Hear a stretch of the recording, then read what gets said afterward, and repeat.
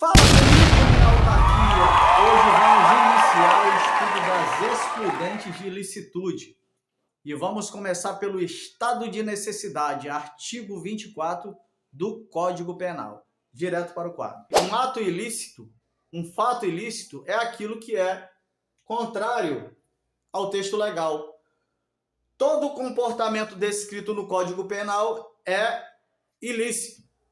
É um fato típico. Todavia, quando nós estudamos a teoria do crime e as excludentes de ilicitude, nós temos 4 tipos de excludentes de ilicitude no artigo 23 do Código Penal. Hoje estudaremos estado de necessidade, artigo 24 do Código Penal. Ok, senhores? O que vem a ser uma excludente é quando o agente pratica o crime, ele pratica o ilícito, porém, se ele se encontrar numa das 4 modalidades de excludente, a ilicitude daquele fato é afastada. E o agente do crime não será punido. Ficou claro até aqui, senhores? É crime? Sim, é crime. Porém, é permitido por lei, em determinadas situações, que o cidadão, protegido por lei, ele venha a cometer o crime e não ser punido. Imagine os senhores que no artigo 121 está escrito matar alguém. Matar alguém é crime. É uma conduta ilícita. Se alguém matar, cometer o homicídio, está praticando uma conduta contrária ao texto legal. É crime matar alguém. Mas imagine os senhores que eu e um dos senhores estamos pescando num barquinho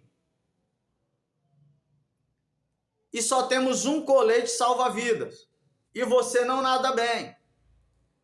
De repente, sobrevém uma tempestade, as nuvens fecham, ficamos sem orientação, o barco começa a balançar, as ondas virando o barco e você lembra que não nada muito bem e que nós só temos um colete salva-vida. E quando o barco vira, você desesperado para não morrer, você lembra que eu fui fuzileiro naval, Comanf, que eu sei nadar muito bem, e que você possivelmente vai morrer. Mas eu safo, dou lá algumas braçadas e pego o colete salva-vidas e começo a vestir. Porque eu não sou de ferro. Mas aí você, na hora do desespero, vai lá porque você vai morrer afogado. Então você pega o remo do barco, um pedaço de madeira, e vai na minha cabeça e pum! Traumatismo craniano. E o taurino fica lá boiando, aí você vai, retira o colete, coloca e usa o colete até que venha o resgate. Você cometeu homicídio. É crime, sim. Porém, você matou para proteger a sua vida. Era a sua vida ou a vida do ex-Comanf. Ok, senhores? Sendo assim, você está praticando um homicídio, mas você estava em estado de necessidade. O que acontecerá, taurino? Será afastada a ilicitude do fato e você não será punido. Tudo bem até aqui, senhores? Estado de necessidade. Artigo 24 do Código Penal. Porém, senhores, de acordo com o artigo 24, nós temos alguns requisitos que têm que estar presentes no estado de necessidade. é um perigo atual ou iminente. Tem que haver aquele perigo. Em outro vídeo eu dei exemplo de um alarme de incêndio toca numa fábrica e na hora do desespero as pessoas correndo, todo mundo abandonando equipamento, tentando passar pelas portas de incêndio, pessoas caindo, outros pisando uns sobre os outros, lesão corporal acontecendo, enfim. O que está acontecendo ali? Lesão corporal, mas em estado de necessidade. Ok? Existe o perigo atual ou iminente? Existe.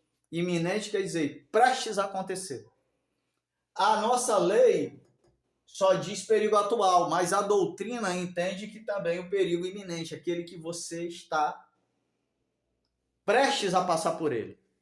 Tem que haver o perigo, mas essa situação de perigo não pode ser criada pelo agente. Isso você lê no próprio artigo 24. Você não pode dar causa.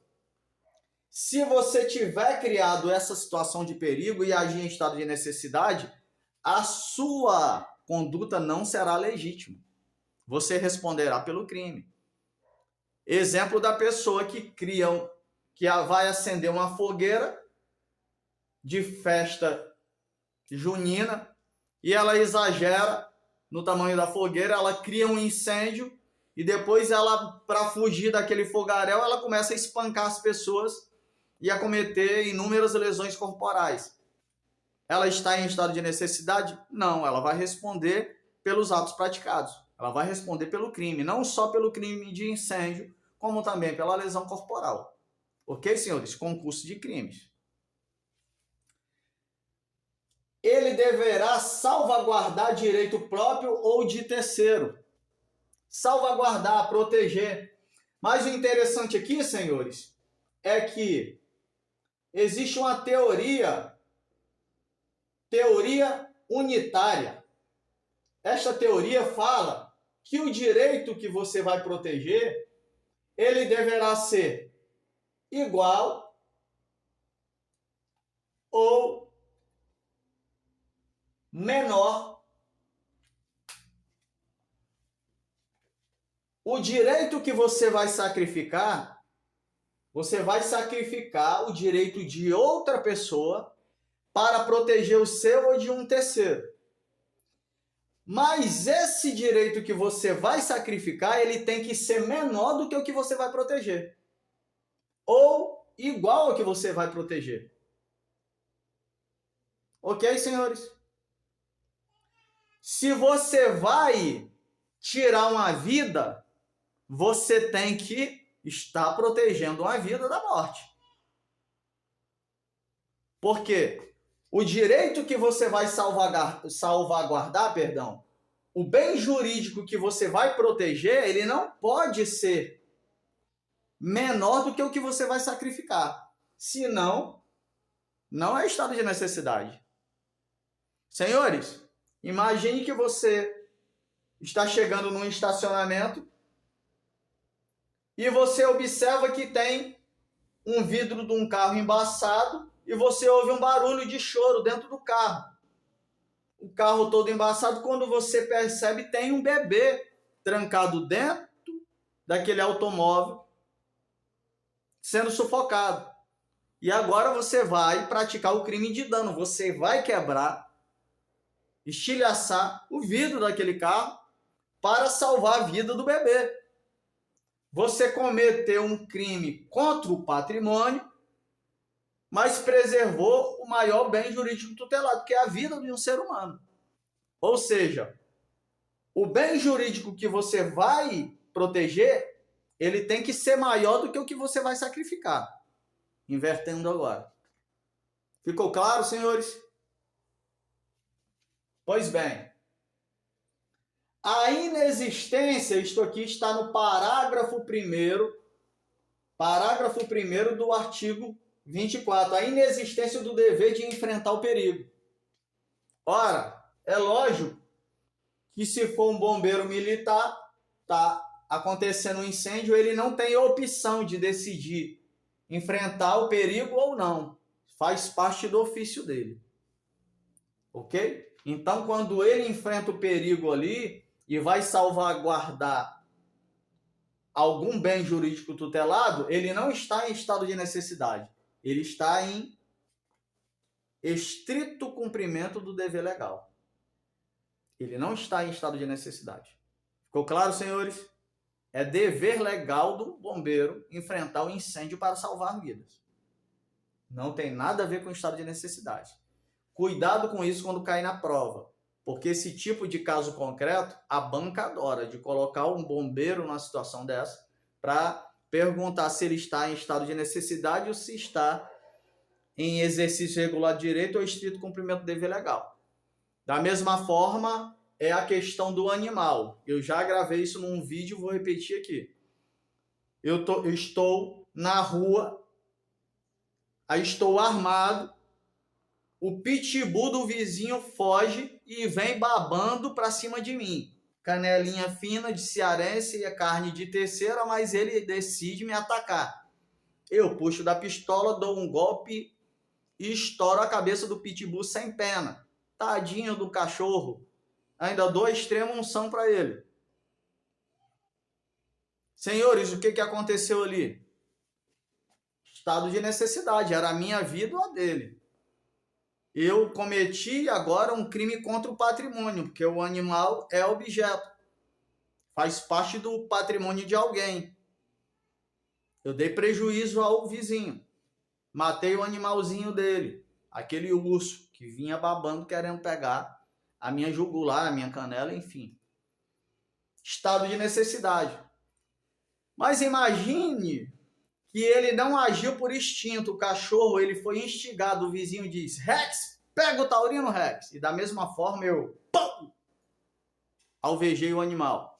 Agora, não foi estado de necessidade. Porque agora o animal foi utilizado como arma de ataque. Agora foi legítima defesa. Ficou claro até aqui, senhores? Então, nós temos que fazer esta análise. Porque a banca gosta de confundir o candidato. E por último, a impossibilidade de outro comportamento. Tem que ser a última possibilidade, o estado de necessidade. Se houvesse outra forma, o pessoal está pisoteando alguém ali, a pessoa vai morrer pisoteada. Mas havia janelas, havia outra via de acesso. Você não pode ser reconhecido estado de necessidade se você ignorou outro comportamento. Como no caso do bebê dentro do carro, se a porta estivesse aberta e você vai e quebra o carro todo, com a raiva porque a pessoa esqueceu o filho dentro do carro. Não, isso não é um comportamento de estado de necessidade. Ficou claro, senhores? Taurino, mas que exemplos absurdos, é só para que você venha a massificar. Ok? A gente tem que procurar exemplo de alguma forma. E a doutrina também vem com exemplos absurdos, mas a gente, no final, acaba vencendo. E por último, a casca de banana das provas, o furto famélico. Senhores, furto famélico é quando uma pessoa ela subtrai coisa alheia, móvel, claro, para se alimentar. Porém, tem acontecido já na nossa sociedade alguns caras de pau que têm furtado bebida alcoólica, comidas que não são alimentos para a sobrevivência, mas que alega o furto famélico. Da mesma forma, os tribunais já convencionaram alguns requisitos para caracterizar o furto famélico. Tem que ser a última ferramenta possível, tem que ser para saciar a fome e o agente deve ser desprovido de recurso. Tem que ser caracterizado a extrema miséria. Estado de miséria. Ele está... ou ele come ou ele morre. Ok? Aí é reconhecido o estado de necessidade